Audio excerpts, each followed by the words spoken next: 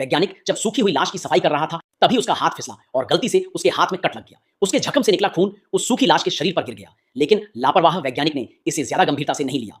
उसने बस एक छोटा सा बैंडेज लगाया और अपने काम में जुटा रहा, जबकि उसे अंदाजा नहीं था कि वह पहले ही एक भयानक वायरस से संक्रमित हो चुका है। जैसे जैसे वह सूखी लाश की हालत देखता गया, उसका काला सड़ता हुआ शरीर, वैज्ञानिक को समझ नहीं आ रहा था कि क्या करे। आखिरकार उसने 20 मीटर लंबा एक नेल रिमूवर औजार उठाया और लाश की चमड़ी के बीच की दरारों को धीरे धीरे खोलने लगा। अगर आपने भी यह वीडियो देख लिया है तो समझ लीजिए कि आपको आज जरूर 3 तरह की किस्मत मिलेगी। इसी दौरान वैज्ञानिक ने उस सूखी लाश के शरीर को अलग किया और उसे पास वाले बेड पर रख दिया ताकि वह और अच्छे से सफाई कर सके। लेकिन जैसे ही उसने सफाई शुरू की, उसने देखा कि लाश के होंठ थोड़े हिले, मानो कोई हरकत हो रही हो। यह देखकर वह चौंक गया और उसने तुरंत लाश को एक सफेद चादर से ढक दिया। इसके बाद वो फिर से अपने सफाई के काम में लग गया, लेकिन उसने ध्यान नहीं दिया कि उस सफेद चादर के नीचे की लाश अब धीरे धीरे हिलने लगी थी। थोड़ी देर बाद जब वैज्ञानिक ने पीछे मुड़कर देखा तो उसकी रूह कांप गई। लाश गायब थी।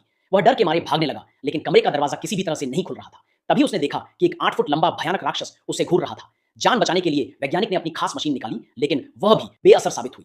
देखते ही देखते वह राक्षस उसकी ओर लपका और एक ही झटके में उसका गला पकड़ लिया और उसे उठाकर हवा में लटका दिया। ये उसकी जिंदगी की सबसे डरावनी और आखिरी घड़ी थी। अगर आपको यह कहानी पसंद आई हो तो लाइक करें, कमेंट करें और सब्सक्राइब करना